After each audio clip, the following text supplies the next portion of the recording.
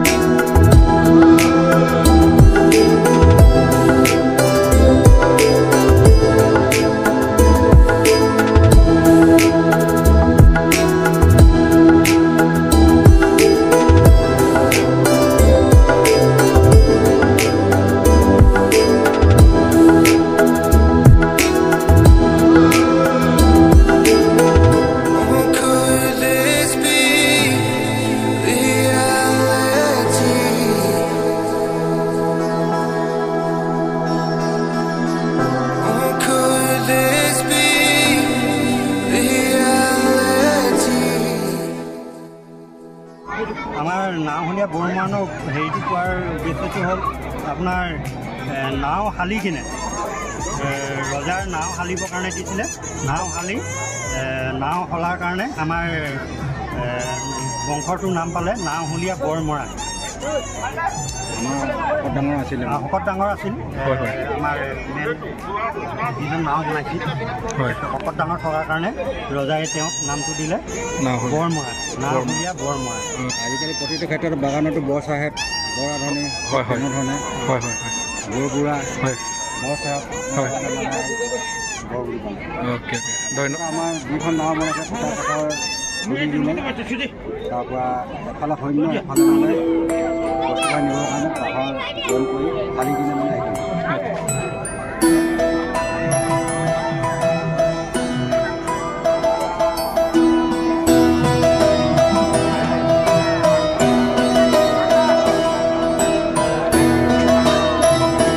এইটো মানে আগৰ দিনৰ মানে আমাৰ মহানগৰৰ তেলৰ চুঙা বটল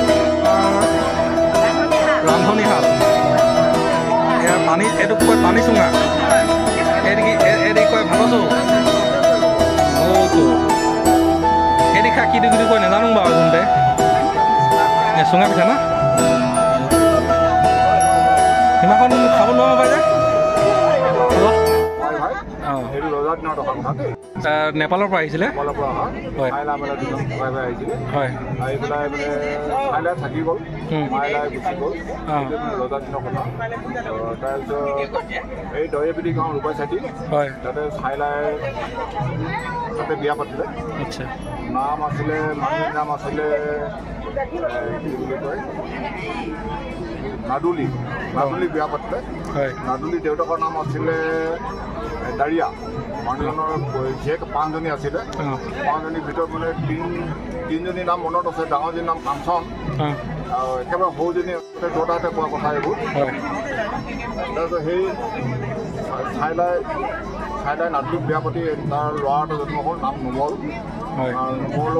নোমলৰ গোটেই দুটা হ'ল, এটা নাম মাৰিয়া, এটা নাম দিনবৰ।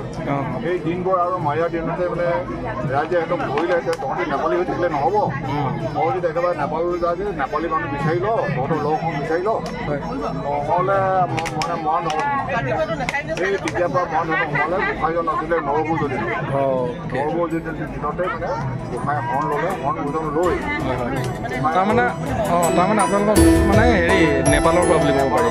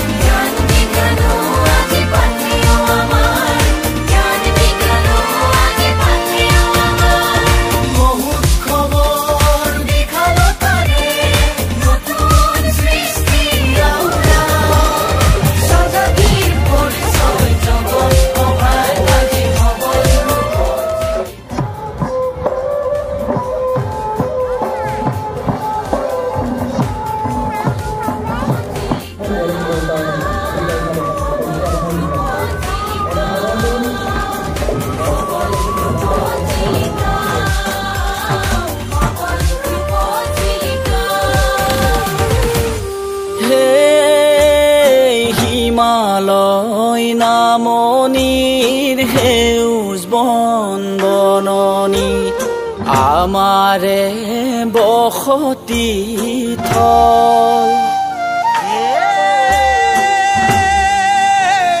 হিমালয় নামনিৰ সেউজ বন বননি আমাৰে বসতি থল